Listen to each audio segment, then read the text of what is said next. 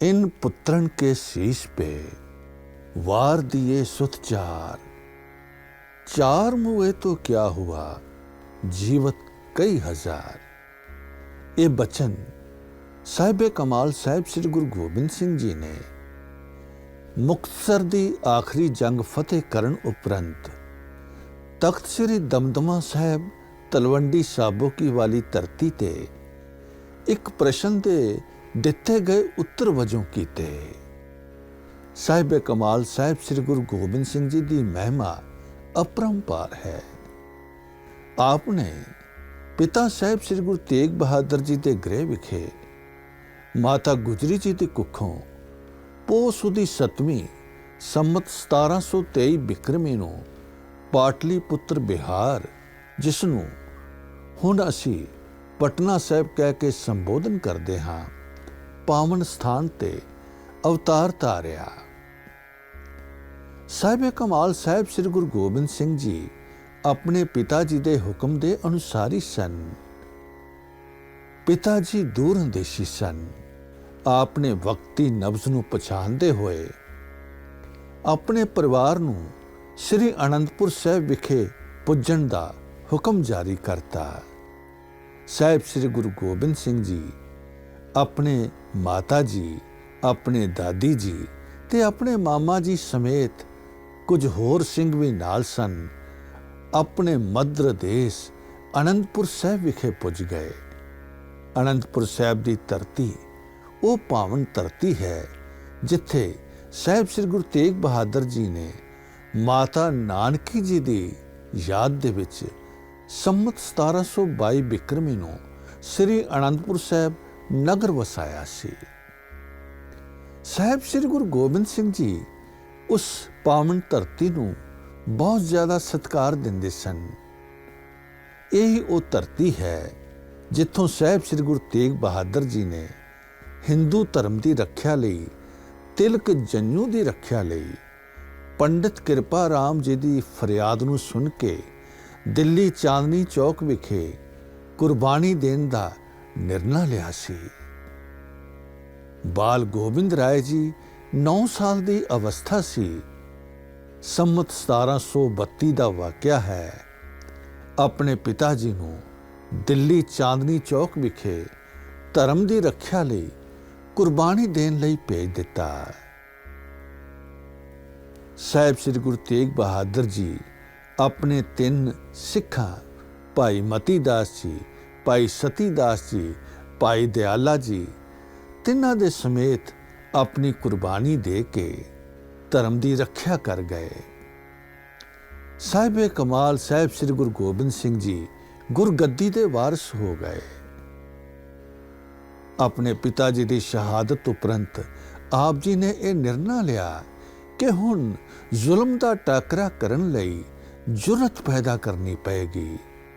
आप जी ने श्री आनंदपुर साहिब विखे किलियां का निर्माण करना आरंभ कर दिता। आप जी ने खालसा पंथ की सिरजना की। मजलूमां दे विच ऐसी जुरत पैदा कर दी कि वह इकल्ले इकल्ले ही 1.25 लाख का टाकरा कर सकन। साहिब श्री गुरु गोबिंद सिंह जी की चढ़ती कला वेख के मुगल हुक्मरान पहाड़ी राजे ईरखा करन लग पे। इत्थों तक कि वक्ती हुक्मरान औरंगजेब ने यह हुक्म कर दिता कि आनंदपुर साहिब नगर विच काफ़ी माल सुबाब है, इसनूं लुट लिया जावे, तहस नहस कर दिता जावे। और इत्थों तक हुक्म जारी कर दिता कि गुरु गोबिंद सिंह ते उसके परिवार ते सिंघां नूं मलिया भेंट कर दिता जावे। साहिब श्री गुरु गोबिंद सिंह जी परम पुरख दे दासरे होए ने, दूर अंदेशी होए ने। तिन्हां ने अकाल पुरख दे चरनां विच हमेशा यही बेनती की है, देह शिवा बरमोहे एह शुभ कर्मन ते कब हूँ ना ठहरूं, ना डरों अरस्यों जब जाए लरों, निश्चय कर अपनी जीत करों, और सिख हों अपने ही मन को, एह लालच हों गुण तो उचरों, जब आपकी औद निदान बने, अत ही रन में तब जूझ मरो। पंगानी दा युद्ध फतेह करन उपरंत गुरु साहब ने किले तामीर करवाए सन। आप जी ने अपनी रहायश किले दे विच कर लई। उधरों मुगल फौजां ते पहाड़ी फौजां ने किले नूं आनंदपुर साहब विखे तकरीबन 6 महीने घेराबंदी करके घेरिया। हमला करते रहे पर उन्हां दी कोई पेश ना गई। आखिर हार के हुक्मरान ने कुछ ही नीति अपनाई। मुसलमाना ने अपने अकीदे कुरान की सौं खाधी, हिंदुआ ने अपने धार्मिक ग्रंथ की सौं खाधी। ये सब कुछ करके गुरु साहब जी नूं बेनती की कि आप जी किला छड़ के जिथे मर्जी चले जाओ, आप जी नूं कुछ नहीं कहा जाएगा। साहिब कमाल साहिब श्री गुरु गोबिंद सिंह जी दूर अंदेशी सन। आपने आनंदपुर वासियों नूं हुक्म कर दिता, जे कोई आनंदपुर साहब छड़ के जाना चाहता है तो जा सकता है। किया जाता है कि काफ़ी ਸਾਹਿਤ गुरु साहब ने पहला ही भेज दिता सी, आनंदपुर साहब तो बाहर भेज दिता। आपने ਸਿੰਘਾਂ ਨੂੰ ਕਿਹਾ कि जो धर्म युद्ध के इस मोर्चे विच हिस्सा पाना चाहते ने वही रुक सकते ने, बाकी जा सकते ने। आखिर गुरु साहब सब कुछ जानते हुए भी पहाड़ी ते मुगलों दियां बेनतियां नूं प्रवान करते हुए आनंदपुर साहब का किला छड्डण लई तैयार हो जाते ने। गुरु साहब का परिवार, साहिबजादे ते सिंह आनंदपुर साहब का किला संमत 1761 बिक्रमी पोह दे महीने तकरीबन 6 पोह नूं रात नूं छड़ दिंदे ने। सरसा नदी दे पास जांदियां ही कुछ ही नीति राही पहाड़ी ते मुगल फौजां ने हमला कर दिता। बाबा अजीत सिंह जी जो साहिब कमाल साहिब श्री गुरु गोबिंद सिंह जी दे वड्डे साहिबजादे होए ने ते तिन्हां दे नाल ਸਿੰਘਾਂ ने दुश्मनां नूं रोकी रखिया। गुरु साहब ने परिवार समेत सरसा नदी पार की। सरसा नदी पूरे जोबन ते सी।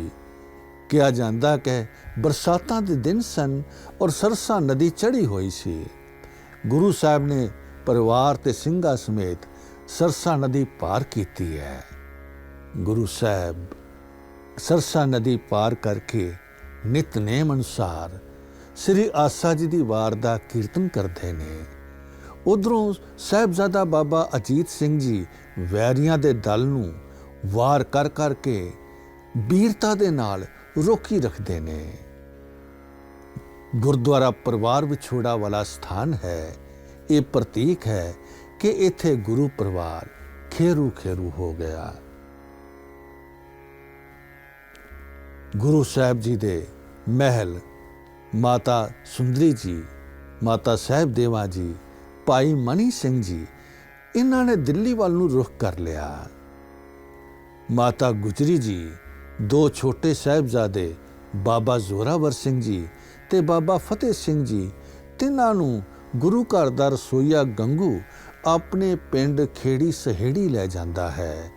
साहिब कमाल साहिब श्री गुरु गोबिंद सिंह जी कुछ ਸਿੰਘਾਂ समेत साहिबजादे बाबा अजीत सिंह जी ते बाबा जुझार सिंह जी दे नाल रोपड़ वाल नूं रवाना होंदे ने। आप कोटला निहंग खां तो हुंदे होए चमकौर दी गढ़ी दे बाहर पड़ा करदे ने। चमकौर दी गढ़ी विच आप जी नूं निवास मिल जाता है। उधरों ये इतला मुगल फौजां नूं पहुंच जाती है। मुगल ते पहाड़ी फौजां जबरदस्त खां, मुर्तज़ा खां, उधरों राजा घुमंड चंद ते कितने ही राजे अजमेर चंद वर्गे अपनियां पहाड़ी ते मुगल फौजां लैके हमला कर देंदे ने।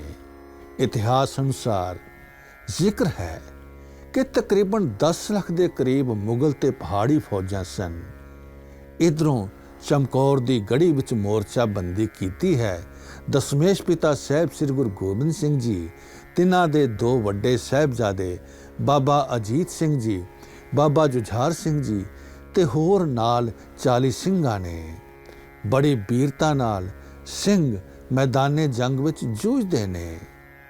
ਸਿੰਘਾਂ ਨੂੰ ਸ਼ਹੀਦ ਹੁੰਦਿਆਂ ਵੇਖ ਕੇ ਸਾਹਿਬਜ਼ਾਦਾ ਬਾਬਾ ਅਜੀਤ ਸਿੰਘ ਜੀ ਗੁਰੂ ਜੀ ਪਿਤਾ ਜੀ ਪਾਸੋਂ ਆਗਿਆ ਲੈਂਦੇ ਨੇ ਕਿ ਪਿਤਾ ਜੀ, ਮੈਨੂੰ ਵੀ ਇਸ ਜੰਗ ਦੇ ਵਿੱਚ ਜੂਝਣ ਦੀ ਇਜਾਜ਼ਤ ਦਿਓ, ਆਗਿਆ ਦਿਓ, ਕਿਰਪਾ ਕਰੋ, ਥਾਪੜਾ ਦਿਓ। ਸਾਹਿਬਜ਼ਾਦਾ ਅਜੀਤ ਸਿੰਘ ਜੰਗ ਵਿੱਚ ਜੂਝ ਪੈਂਦੇ ਨੇ। ਬੜੀ ਬੀਰਤਾ ਨਾਲ ਤੀਰਾਂ ਦੀ ਐਸੀ ਵਰਖਾ ਕਰਦੇ ਨੇ ਕਿ ਮੁਗਲ ਫੌਜਾਂ ਨੂੰ ਭਾਜੜਾਂ ਪੈ ਜਾਂਦੀਆਂ ਨੇ। ਸਾਹਿਬਜ਼ਾਦਾ ਬਾਬਾ ਅਜੀਤ ਸਿੰਘ ਜੀ ਪਾਸ ਜਦੋਂ ਤੀਰ ਮੁੱਕਣ ਲੱਗੇ ਤਾਂ ਸਾਹਿਬਜ਼ਾਦਾ ਬਾਬਾ ਅਜੀਤ ਸਿੰਘ ਜੀ ਨੇ ਐਸੀ ਤੇਗ ਦੇ ਜੌਹਰ ਦਿਖਾਏ। ਤੇਗ ਇਸ ਤਰ੍ਹਾਂ ਚਮਕਦੀ ਪਈ ਸੀ ਜਿਸ ਤਰ੍ਹਾਂ ਅਸਮਾਨੀ ਬਿਜਲੀ ਲਿਸ਼ਕਦੀ ਹੋਵੇ। ਸਾਹਿਬਜ਼ਾਦਾ ਬਾਬਾ ਅਜੀਤ ਸਿੰਘ ਜੀ ਨੇ ਬੀਰਤਾ ਨਾਲ ਵੈਰੀਆਂ ਦਾ ਸੰਘਾਰ ਕੀਤਾ। ਅਖੀਰ ਸਾਹਿਬਜ਼ਾਦਾ ਬਾਬਾ ਅਜੀਤ ਸਿੰਘ ਜੀ ਦੀ ਕਿਰਪਾਨ ਟੁੱਟ ਜਾਂਦੀ ਹੈ ਤੇ ਸਾਹਿਬਜ਼ਾਦਾ ਬਾਬਾ ਅਜੀਤ ਸਿੰਘ ਜੀ ਰਣ ਖੇਤਰ ਦੇ ਵਿੱਚ ਸ਼ਹਾਦਤ ਪ੍ਰਾਪਤ ਕਰ ਜਾਂਦੇ ਨੇ। ਸਾਹਿਬਜ਼ਾਦਾ ਬਾਬਾ ਜੁਝਾਰ ਸਿੰਘ ਜੀ ਆਪਣੇ ਪਿਤਾ ਜੀ ਪਾਸ ਸਨ ਗੜੀ ਦੇ ਵਿੱਚ, ਤਾਂ ਪਿਤਾ ਜੀ ਪਾਸੋਂ ਆਗਿਆ ਮੰਗਦੇ ਨੇ ਕਿ ਵੱਡੇ ਵੀਰ ਸ਼ਹਾਦਤ ਪ੍ਰਾਪਤ ਕਰ ਗਏ ਨੇ, ਮੈਨੂੰ ਥਾਪੜਾ ਦਿਓ। ਤਾਂ ਸਾਹਿਬ ਕਮਾਲ ਸਾਹਿਬ ਸ੍ਰੀ ਗੁਰੂ ਗੋਬਿੰਦ ਸਿੰਘ ਜੀ ਨੇ ਸਾਹਿਬਜ਼ਾਦਾ ਜੁਝਾਰ ਸਿੰਘ ਜੀ ਨੂੰ ਆਪਣੇ ਹੱਥੀਂ ਉਹਨਾਂ ਦੇ ਬਸਤਰ ਸਜਾਏ, ਸ਼ਸਤਰ ਸਜਾਏ ਤੇ ਥਾਪੜਾ ਦੇ ਕੇ ਰਣ ਖੇਤਰ ਵਿੱਚ ਭੇਜ ਦਿੱਤਾ। ਸਾਹਿਬਜ਼ਾਦਾ ਬਾਬਾ ਜੁਝਾਰ ਸਿੰਘ ਜੀ ਨੇ ਬੜੀ ਬੀਰਤਾ ਨਾਲ ਦੁਸ਼ਮਣਾਂ ਦਾ ਸੰਘਾਰ ਕੀਤਾ। ਘਮਾਸਾਨ ਯੁੱਧ ਹੋਇਆ, ਕਾਫੀ ਸਿੰਘ ਸ਼ਹੀਦ ਹੋ ਗਏ। ਸਾਹਿਬ ਕਮਾਲ ਸਾਹਿਬ ਸ੍ਰੀ ਗੁਰੂ ਗੋਬਿੰਦ ਸਿੰਘ ਜੀ ਬੜੀ ਬੀਰਤਾ ਨਾਲ ਥਾਪੜਾ ਦਿੰਦੇ ਰਹੇ। ਇਹ ਸਭ ਕੁਝ ਵੇਖਦੇ ਰਹੇ। ਘਮਾਸਾਨ ਯੁੱਧ ਦੇ ਵਿੱਚ ਕਾਫੀ ਸਿੰਘ ਸ਼ਹੀਦ ਹੋ ਗਏ। ਆਖਰ ਰਾਤ ਪੈਣ ਤੇ ਸਿੰਘਾਂ ਨੇ ਸਾਹਿਬ ਸ੍ਰੀ ਗੁਰੂ ਗੋਬਿੰਦ ਸਿੰਘ ਜੀ ਨੂੰ ਬੇਨਤੀ ਕੀਤੀ ਕਿ ਪੰਥ ਦੀ ਚੜ੍ਹਦੀ ਕਲਾ ਦੇ ਲਈ ਆਪ ਜੀ ਦਾ ਗੜੀ ਨੂੰ ਛੱਡ ਕੇ ਜਾਣਾ ਵਾਜਬ ਰਹੇਗਾ। ਸਾਹਿਬ ਕਮਾਲ ਸਾਹਿਬ ਸ੍ਰੀ ਗੁਰੂ ਗੋਬਿੰਦ ਸਿੰਘ ਜੀ ਫਰਮਾਉਣ ਲੱਗੇ ਕਿ ਨਹੀਂ, ਇਸ ਤਰ੍ਹਾਂ ਮੈਂ ਗੜੀ ਛੱਡ ਕੇ ਨਹੀਂ ਜਾਣਾ ਚਾਹੁੰਦਾ। ਤਾਂ ਸਿੰਘਾਂ ਨੇ ਹੁਕਮ ਜਾਰੀ ਕਰ ਦਿੱਤਾ, ਕਿਉਂਕਿ ਸਾਹਿਬ ਕਮਾਲ ਸਾਹਿਬ ਸ੍ਰੀ ਗੁਰੂ ਗੋਬਿੰਦ ਸਿੰਘ ਜੀ ਨੇ ਗੁਰੂ ਤੇ ਚੇਲਾ ਅਭੇਦ ਕਰ ਦਿੱਤੇ ਸਨ। ਆਪ ਨੇ ਫਰਮਾਇਆ ਸੀ ਕਿ 5 ਸਿੰਘਾਂ ਦਾ ਹੁਕਮ ਗੁਰੂ ਦਾ ਹੁਕਮ ਹੈ। ਆਪ ਨੇ ਸਿੰਘਾਂ ਦੀ ਬੇਨਤੀ ਨੂੰ ਪ੍ਰਵਾਨ ਕੀਤਾ। ਚਮਕੌਰ ਗੜੀ ਦੇ ਪਿਛਲੇ ਦਰਵਾਜ਼ਿਓਂ ਆਪ ਜੀ ਚਮਕੌਰ ਦੀ ਗੜੀ ਤੋਂ 3 ਸਿੰਘਾਂ ਸਮੇਤ ਬਾਹਰ ਆਉਂਦੇ ਨੇ। ਐਲਾਨੀਆ ਤੌਰ ਤੇ ਆਪ ਜੈਕਾਰਾ ਗਜਾਉਂਦੇ ਨੇ ਔਰ ਕਹਿੰਦੇ ਨੇ ਕਿ ਹਿੰਦ ਦਾ ਪੀਰ ਚੱਲਿਆ। ਆਪ ਜੀ ਜਾਣ ਤੋਂ ਪਹਿਲਾਂ ਬੜੇ ਸਤਿਕਾਰ ਸਹਿਤ ਆਪਣੀ ਕਲਗੀ ਤੇ ਸ਼ਸਤਰ ਬਸਤਰ ਭਾਈ ਸੰਗਤ ਸਿੰਘ ਜੀ ਨੂੰ ਸੌਂਪ ਜਾਂਦੇ ਨੇ ਤੇ ਭਾਈ ਸੰਗਤ ਸਿੰਘ ਜੀ ਨੂੰ ਥਾਪੜਾ ਦਿੰਦੇ ਨੇ ਕਿ ਆਪ ਨੇ ਇਹ ਦਿੱਤੇ ਹੋਏ ਤੀਰ ਇਸਤੇਮਾਲ ਕਰਨੇ ਨੇ ਕੇਵਲ ਇੱਕ ਇੱਕ ਕਰਕੇ। ਸਾਹਿਬ ਕਮਾਲ ਸਾਹਿਬ ਸ੍ਰੀ ਗੁਰੂ ਗੋਬਿੰਦ ਸਿੰਘ ਜੀ ਚਮਕੌਰ ਦੀ ਗੜੀ ਤੋਂ ਰਵਾਨਾ ਹੁੰਦੇ ਨੇ। ਇਸ ਤੋਂ ਬਾਅਦ ਹੋਈ ਜੰਗ ਦੇ ਵਿੱਚ ਬਾਕੀ ਦੇ ਬਚੇ ਹੋਏ ਸਿੰਘ ਸ਼ਹੀਦ ਹੋ ਜਾਂਦੇ ਨੇ। ਕੇਵਲ 3 ਸਿੰਘ ਗੁਰੂ ਸਾਹਿਬ ਜੀ ਦੇ ਨਾਲ ਅੱਗੇ ਰਵਾਨਾ ਹੁੰਦੇ ਨੇ। ਉਧਰੋਂ ਮਾਤਾ ਗੁਜਰੀ ਜੀ ਤੇ ਛੋਟੇ ਸਾਹਿਬਜ਼ਾਦੇ ਬਾਬਾ ਜ਼ੋਰਾਵਰ ਸਿੰਘ ਜੀ ਤੇ ਬਾਬਾ ਫਤਿਹ ਸਿੰਘ ਜੀ ਗੰਗੂ ਰਸੋਈਏ ਦੇ ਘਰ ਸਹੇੜੀ ਪਿੰਡ ਵਿਖੇ ਸਨ। ਉਹਨੇ ਕੋਝੀ ਨੀਤੀ ਅਪਣਾਉਂਦੇ ਹੋਏ ਸੂਬਾ ਸਰਹੰਦ ਨੂੰ ਇਸ ਗੱਲ ਦੀ ਇਤਲਾਹ ਭੇਜ ਦਿੱਤੀ ਕਿ ਸਾਹਿਬਜ਼ਾਦੇ ਤੇ ਮਾਤਾ ਜੀ ਮੇਰੇ ਪਾਸ ਠਹਿਰੇ ਹੋਏ ਨੇ।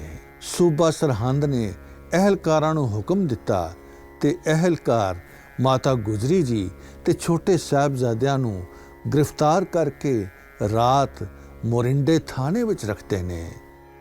ਅਗਲੇ ਦਿਨ ਸਾਹਿਬਜ਼ਾਦਿਆਂ ਨੂੰ ਤੇ ਮਾਤਾ ਜੀ ਨੂੰ ਸੂਬਾ ਸਰਹੰਦ ਦੇ ਸਾਹਮਣੇ ਕਚਹਿਰੀ ਵਿੱਚ ਪੇਸ਼ ਕੀਤਾ ਜਾਂਦਾ ਹੈ। ਕਚਹਿਰੀ ਵਿੱਚ ਪੇਸ਼ ਕਰਨ ਤੋਂ ਪਹਿਲਾਂ ਮਾਤ ਗੁਜਰੀ ਜੀ ਤੇ ਸਾਹਿਬਜ਼ਾਦਿਆਂ ਨੂੰ ਠੰਡੇ ਬੁਰਜ ਵਿੱਚ ਰੱਖਿਆ ਜਾਂਦਾ ਹੈ। ਠੰਡਾ ਬੁਰਜ ਉਹ ਸਥਾਨ ਸੀ ਜਿੱਥੇ ਰਾਜੇ ਮਹਾਰਾਜੇ ਐਸ਼ੋ ਇਸ਼ਰਤ ਦੇ ਲਈ, ਠੰਡੀਆਂ ਹਵਾਵਾਂ ਦਾ ਆਨੰਦ ਮਾਣਨ ਦੇ ਲਈ ਜਾ ਕੇ ਠੰਡੇ ਬੁਰਜ ਤੇ ਚੜ੍ਹ ਕੇ ਵਿਸ਼ਰਾਮ ਕਰਿਆ ਕਰਦੇ ਸਨ। ਪਰ ਇਹੀ ਬੁਰਜ ਪੋਹ ਦੇ ਮਹੀਨੇ ਦੀ ਕੜਕਦੀ ਠੰਡ ਵਿੱਚ ਸਜ਼ਾ ਦੇਣ ਵਾਸਤੇ ਵਰਤਿਆ ਜਾਂਦਾ ਸੀ। ਸਾਹਿਬਜ਼ਾਦਿਆਂ ਨੂੰ ਮਾਤਾ ਜੀ ਨੂੰ ਠੰਡੇ ਬੁਰਜ ਵਿੱਚ ਰੱਖਿਆ ਗਿਆ। ਸਾਹਿਬਜ਼ਾਦੇ ਮਾਤਾ ਜੀ ਦੀਆਂ ਲੋਰੀਆਂ ਸੁਣ ਕੇ ਆਪਣੇ ਆਪ ਵਿੱਚ ਉਹ ਜਜ਼ਬਾ ਹਾਸਲ ਕਰ ਰਹੇ ਸਨ, ਪੈ ਕਾਹੂ ਕੋ ਦੇਤ ਨਹਿ ਨਹਿ ਪੈ ਮਾਨਤ ਆਨ। ਅਗਲੇ ਦਿਨ ਸਾਹਿਬਜ਼ਾਦਿਆਂ ਨੂੰ ਸੂਬੇ ਦੇ ਸਾਹਮਣੇ ਕਚਹਿਰੀ ਵਿੱਚ ਪੇਸ਼ ਕੀਤਾ ਜਾਂਦਾ ਹੈ। ਸਾਹਿਬਜ਼ਾਦੇ ਨਿਡਰਤਾ ਦੇ ਨਾਲ ਅਡੋਲ ਹੋ ਕੇ ਫਤਿਹ ਗਜਾਉਂਦੇ ਹਨ। ਵਾਹਿਗੁਰੂ ਜੀ ਕਾ ਖਾਲਸਾ, ਵਾਹਿਗੁਰੂ ਜੀ ਕੀ ਫਤਿਹ। ਸੂਬਾ ਕ੍ਰੋਧ ਦੇ ਵਿੱਚ ਲਾਲ ਹੋ ਜਾਂਦਾ ਹੈ। ਕਿਹਾ ਜਾਂਦਾ ਹੈ ਕਿ ਗੁਰੂ ਘਰ ਦੇ ਦੋਖੀ ਵੀ ਸਨ ਔਰ ਸ਼ਰਧਾਲੂ ਵੀ ਮੌਜੂਦ ਸਨ। ਗੁਰੂ ਘਰ ਦੇ ਦੋਖੀ ਦੀਵਾਨ ਸੁੱਚਾ ਨੰਦ ਨੇ ਬਲਦੀ ਉੱਤੇ ਤੇਲ ਪਾਉਣ ਦਾ ਕੰਮ ਕੀਤਾ। ਉਸਨੇ ਹੋਰ ਉਕਸਾਇਆ ਕਿ ਸੂਬਾ ਸਾਹਿਬਜ਼ਾਦਿਆਂ ਨੂੰ ਸਖਤ ਤੋਂ ਸਖਤ ਸਜ਼ਾ ਦੇਵੇ। ਆਖਿਰਕਾਰ ਕ੍ਰੋਧਿਤ ਹੋ ਕੇ ਸੂਬਾ ਸਰਹੰਦ ਨੇ ਕਾਜ਼ੀ ਨੂੰ ਬੁਲਾ ਕੇ ਫਤਵਾ ਜਾਰੀ ਕਰਾ ਦਿੱਤਾ। ਕਾਜ਼ੀ ਨੇ ਫਤਵਾ ਪੜ੍ਹਿਆ ਕਿ ਸਾਹਿਬਜ਼ਾਦਿਆਂ ਨੂੰ ਨੀਹਾਂ ਦੇ ਵਿੱਚ ਚਿਣ ਕੇ ਜਿਉਂਦੇ ਜੀ ਸ਼ਹੀਦ ਕਰ ਦਿੱਤਾ ਜਾਵੇ। ਗੁਰੂ ਘਰ ਦੇ ਸ਼ਰਧਾਲੂ ਨਵਾਬ ਸ਼ੇਰ ਖਾਂ ਮਲੇਰਕੋਟਲੇ ਦੇ ਨਵਾਬ ਸਨ। ਉਹਨਾਂ ਨੇ ਸ਼ੇਰ ਮੁਹੰਮਦ ਖਾਂ ਨੇ ਹਾਂ ਦਾ ਨਾਰਾ ਮਾਰਿਆ ਕਿ ਇਹ ਤੁਸੀਂ ਠੀਕ ਨਹੀਂ ਕਰ ਰਹੇ। ਪਰ ਸੂਬਾ ਸਰਹੰਦ ਆਪਣੀ ਜ਼ਿੱਦ ਤੇ ਅੜਿਆ ਹੋਇਆ ਸੀ। ਉਸਨੇ ਸਾਹਿਬਜ਼ਾਦਿਆਂ ਨੂੰ ਜਿੰਦਾ ਨੀਹਾਂ ਵਿੱਚ ਚਿਣ ਕੇ ਸ਼ਹੀਦ ਕਰਨ ਦਾ ਹੁਕਮ ਜਾਰੀ ਕਰ ਦਿੱਤਾ। ਸਾਹਿਬਜ਼ਾਦਿਆਂ ਨੂੰ ਇੱਕ ਸਥਾਨ ਤੇ ਖੜੇ ਕੀਤਾ ਗਿਆ। ਕੰਧ ਦੀ ਉਸਾਰੀ ਆਰੰਭ ਹੋ ਗਈ। ਕਿਹਾ ਜਾਂਦਾ ਹੈ ਕਿ ਕੰਧ ਜਦੋਂ ਸਾਹਿਬਜ਼ਾਦਿਆਂ ਦੇ ਮੋਢਿਆਂ ਤੱਕ ਪਹੁੰਚਦੀ ਹੈ ਤਾਂ ਕੰਧ ਵੀ ਗਸ਼ ਖਾ ਕੇ ਡਿੱਗ ਪੈਂਦੀ ਹੈ। ਸਾਹਿਬਜ਼ਾਦੇ ਅਡੋਲ ਖੜੇ ਹਨ। ਕੰਧ ਜਦੋਂ ਡਿੱਗਦੀ ਹੈ ਤਾਂ ਸਾਹਿਬਜ਼ਾਦੇ ਵੀ ਧਰਤੀ ਤੇ ਬੇਸੁਰਤ ਹੋਏ ਡਿੱਗ ਪੈਂਦੇ ਨੇ। ਉਪਰੰਤ ਬੜੀ ਬੇਰਹਿਮੀ ਨਾਲ ਜਲਾਦਾਂ ਨੇ ਸਾਹਿਬਜ਼ਾਦਿਆਂ ਦੇ ਛਾਤੀ ਤੇ ਗੋਡੇ ਰੱਖ ਕੇ ਉਹਨਾਂ ਦੇ ਸੀਸ ਧੜ ਤੋਂ ਜੁਦਾ ਕਰ ਦਿੱਤੇ। ਸਾਹਿਬਜ਼ਾਦੇ ਸ਼ਹਾਦਤ ਪ੍ਰਾਪਤ ਕਰ ਗਏ। ਸਾਹਿਬਜ਼ਾਦਿਆਂ ਦੀ ਸ਼ਹਾਦਤ ਦੀ ਖਬਰ ਸੁਣ ਕੇ ਮਾਤ ਗੁਜਰੀ ਜੀ ਸਮਾਧੀ ਸਥਿਤ ਹੋ ਗਏ। ਚੌਂਕੜਾ ਮਾਰ ਕੇ ਅਕਾਲ ਪੁਰਖ ਦਾ ਸ਼ੁਕਰਾਨਾ ਕੀਤਾ। ਪ੍ਰਭ ਪੁਰੀ ਬਿਆਨਾ ਕਰ ਗਏ। ਗਵਾਹੀ ਭਰਦੀ ਹੈ ਗੁਰਦੁਆਰਾ ਸ੍ਰੀ ਫਤਿਹਗੜ੍ਹ ਸਾਹਿਬ ਦੀ ਉਹ ਖੂਨੀ ਕੰਧ ਜੋ ਸ੍ਰੀ ਫਤਿਹਗੜ੍ਹ ਸਾਹਿਬ ਦੇ ਤਹਿਖਾਨੇ ਦੇ ਵਿੱਚ ਭੋਰਾ ਸਾਹਿਬ ਦੇ ਰੂਪ ਵਿੱਚ ਮੌਜੂਦ ਹੈ, ਜਿੱਥੇ ਤੁਰਕੀ ਬਾਣੀ ਦੇ ਜਾਪ ਹੁੰਦੇ ਨੇ। ਇਹ ਧਰਤੀ ਤੋਂ ਫਿਜ਼ਾ ਵਿੱਚ ਇਹੀ ਧੁਨੀ ਗੂੰਜਦੀ ਹੈ, ਇਨ ਪੁੱਤਰਨ ਕੇ ਸੀਸ पे वार दिए सुत चार, चार मुए तो क्या हुआ जीवत कई हजार। ਸਾਹਿਬਜ਼ਾਦਿਆਂ ਦੇ ਅੰਤਮ ਸੰਸਕਾਰ ਦੀ ਸੇਵਾ ਗੁਰੂ ਘਰ ਦੇ ਸ਼ਰਧਾਲੂ ਦੀਵਾਨ ਟੋਡਰ ਮੱਲ ਲੈਂਦੇ ਨੇ, ਮੁੱਲ ਜਾਗੀਰ ਖਰੀਦਦੇ ਨੇ। ਇਤਨੀ ਜਾਗੀਰ ਉਸ ਦੇ ਉੱਤੇ ਉਤਨੀਆਂ ਹੀ ਸੋਨੇ ਦੀਆਂ ਮੋਹਰਾਂ ਵਿਛਾ ਕੇ ਕੀਮਤ ਅਦਾ ਕਰਦੇ ਨੇ। ਚੰਦਨ ਦੀ ਲੱਕੜ ਦੇ ਨਾਲ ਸਾਹਿਬਜ਼ਾਦਿਆਂ ਵਾਸਤੇ, ਮਾਤ ਗੁਜਰੀ ਜੀ ਵਾਸਤੇ ਚਿਖਾ ਤਿਆਰ ਕੀਤੀ ਜਾਂਦੀ ਹੈ। ਸਾਹਿਬਜ਼ਾਦਿਆਂ ਦਾ ਮਾਤ ਗੁਜਰੀ ਜੀ ਦਾ ਅੰਤਿਮ ਸੰਸਕਾਰ ਕੀਤਾ ਜਾਂਦਾ ਹੈ। ਕੁਰਬਾਨੀ ਕੋਈ ਛੋਟੀ ਨਹੀਂ ਹੈ। ਇਸ ਕੁਰਬਾਨੀ ਨੂੰ ਸੁਣ ਕੇ ਵੱਡਿਆਂ ਦੇ ਖੂਨ ਖੌਲ ਜਾਂਦੇ ਨੇ। ਬਾਬਾ ਬੰਦਾ ਸਿੰਘ ਬਹਾਦਰ ਹੋਰਾਂ ਨੇ ਜੁਰਤ ਕੀਤੀ, ਨਾਂਦੇੜ ਦੀ ਧਰਤੀ ਤੋਂ ਸਾਹਿਬ ਕਮਾਲ ਸਾਹਿਬ ਸ੍ਰੀ ਗੁਰੂ ਗੋਬਿੰਦ ਸਿੰਘ ਜੀ ਪਾਸੋਂ ਥਾਪੜਾ ਪ੍ਰਾਪਤ ਕਰਕੇ ਸਰਹੰਦ ਵਿਖੇ ਆ ਕੇ ਆਪ ਇੱਟ ਨਾਲ ਇੱਟ ਖੜਕਾ ਦਿੰਦੇ ਨੇ। ਸਰਹੰਦ ਜੋ ਵਸਦਾ ਸੀ ਉਹ ਬਸਤੀ ਇੱਟਾਂ ਦੀ ਢੇਰ ਹੋ ਗਈ। ਜਿੱਥੇ ਤਾਮੀਰ ਹੈ, ਫਤਿਹ ਦਾ ਪ੍ਰਤੀਕ ਗੁਰਦੁਆਰਾ ਸ੍ਰੀ ਫਤਿਹਗੜ੍ਹ ਸਾਹਿਬ, ਹਿੰਦੁਸਤਾਨ ਔਰ ਇਸ ਗੁਰੂ ਸਾਹਿਬਾਨ ਤੇ ਸਾਹਿਬਜ਼ਾਦਿਆਂ ਦੀ ਧਰਤੀ ਨੂੰ ਲੱਖ ਲੱਖ ਸਤਿਕਾਰ ਹੈ, ਪ੍ਰਣਾਮ ਹੈ। ਵਾਹਿਗੁਰੂ ਜੀ ਕਾ ਖਾਲਸਾ, ਵਾਹਿਗੁਰੂ ਜੀ ਕੀ ਫਤਿਹ।